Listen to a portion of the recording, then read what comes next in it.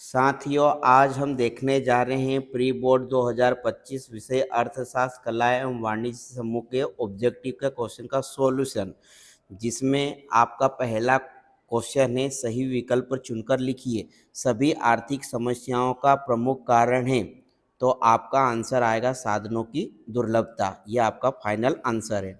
फिर दूसरा क्वेश्चन है पूर्ण प्रतियोगी बाजार में सभी फर्में किस प्रकार की वस्तुओं का उत्पादन करती है, तो आपका आंसर आएगा समरूप।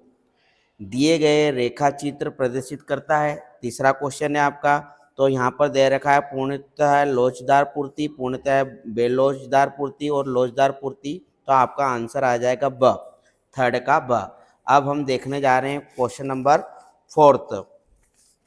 यह है, आपको दिख रहा होगा, वह लाभ जो एक फर्म सामान्य लाभ से ऊपर अर्जित करती है कहलाता है, तो आपका आंसर आएगा अधिसामान्य लाभ। फिर पांचवा है सरकार द्वारा किसी वस्तु अथवा सेवा के लिए कीमत की निर्धारित न्यूनतम सीमा को कहते हैं, तो आपका आंसर आएगा निम्नतम निर्धारित कीमत।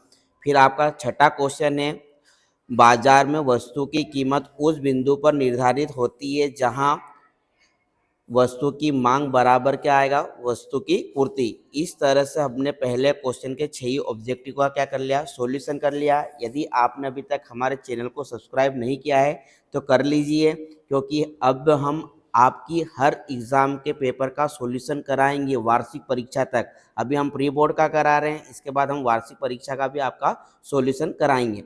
तो अब अगला क्वेश्चन है रिक्त स्थानों की पूर्ति लिखिए। पहला क्वेश्चन है बजट रेखा की प्रवणता होती है, तो आपको आएगा आंसर ऋणात्मक। क्या आएगा, ऋणात्मक। अगला क्वेश्चन है उपभोक्ता की आय जैसे जैसे बढ़ती है निम्न स्तर वस्तुओं के लिए मांग क्या हो जाती है, कम हो जाती है। अब आपका तीसरा क्वेश्चन नहीं है, आपके मेरे का सॉल्यूशन नहीं मिला इसका। अब अगला है आपका फोर्थ, जिन वस्तुओं का साथ साथ उपयोग किया जाता है उन्हें वस्तुएं कहा जाता है, तो उन्हें पूरक कहा जाता है, पूरक वस्तुएं कहा जाता है। फिफ्थ है आपका कुल लागत, कुल परिवर्तित लागत तथा का जोड़ होता है, तो आपका उत्तर होगा कुल लागत। जब अगला लास्ट क्वेश्चन, जब कुल उत्पादन अधिकतम होता है तब सीमांत उत्पादन होता है, तो आपका आंसर आएगा शून्य। क्या आएगा, शून्य। अब हम अगले क्वेश्चन की ओर अग्रसर हो रहे हैं। प्रश्न नंबर 3 आपको दिख रहा होगा, सत्य असत्य बताइए। अल्पकाल में कुछ लागतों में परिवर्तन नहीं किया जा सकता, तो यह आपका होगा सत्य। क्या होगा, सत्य। आपको सत्य लिखना है, राइट नहीं लगाना है, ये तो मैं आपको बताने के लिए कर रहा हूँ। उत्पादन फलन को Q बराबर F ब्रैकेट के अंदर एल के रूप में व्यक्त किया जा सकता है, तो यह आपका आएगा फॉल्स, असत्य आएगा। तीसरा क्वेश्चन है जॉन मेनार्ड किन्स को आधुनिक अर्थशास्त्र के जनक के रूप में जाना जाता है, तो यह आपका क्या आएगा, सत्य। उन्हें आधुनिक जनक के रूप में कहा जाता है। फिर अगला क्वेश्चन है आर्थिक एजेंट से हमारा तात्पर्य उन व्यक्तियों अथवा संस्थाओं से है जो आर्थिक निर्णय लेते हैं, तो यह आपका आएगा सत्य।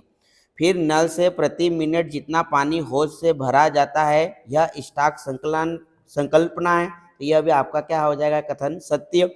फिर लास्ट क्वेश्चन है सत्य असत्य का, ऑटोमोबाइल निर्माण के लिए इस्पात की चादर का उपयोग अंतिम वस्तुएं कहलाती है, तो यह आपका क्या कहलाएगा, असत्य। इस तरह से हमने 3 क्वेश्चन सॉल्यूशन करा। अब चौथे क्वेश्चन पर आ जाते हैं हम, सही जोड़ी मिलाइए। तो सही जोड़ी में आपको खंड क दे रखा है और खंड ख दे रखा है। तो आपका पहला है वस्तु विनिमय, तो वस्तु विनिमय के लिए आपका पहला आएगा दोहरे संयोग की आवश्यकता, र आएगा इसका आंसर। मुद्रा की प्राथमिकता कार्य, तो इसका आंसर आएगा विनिमय का माध्यम य। इसके सामने आप रस लिख सकते हैं, इसके सामने आप यह लिख सकते हैं। सीमांत उपयोग प्रवृत्ति, इसके सामने आपका आएगा delta C upon delta Y, मतलब कि इसके सामने आपका ई आएगा। चौथा क्वेश्चन है आपका सीमांत बचत प्रवृत्ति। सीमांत बचत प्रवृत्ति इसके लिए आएगा एस प्लस सी बराबर 1, तो इसके सामने आप लिख सकते हैं स। औसत उपयोग प्रवृत्ति फिफ्थ का आपका आंसर आएगा सी अपॉन वाई, इसके सामने आपका द आएगा। और लास्ट अपना अतिशेष बजट, अतिशेष बजट के लिए आपके लिए आएगा सरकारी आय लेस देन होती है सरकारी व्यय से, सरकारी आय सरकारी व्यय से क्या होती है, कम, यह आएगा इसका अ। और घाटा बजट, घाटा बजट का आपका आएगा सरकारी आय ग्रेटर देन सरकारी व्यय, इसके सामने आएगा ब। इस तरह से हमने सही जोड़ी का सॉल्यूशन देखा। अब हम लास्ट क्वेश्चन की ओर अग्रसर हो रहे हैं।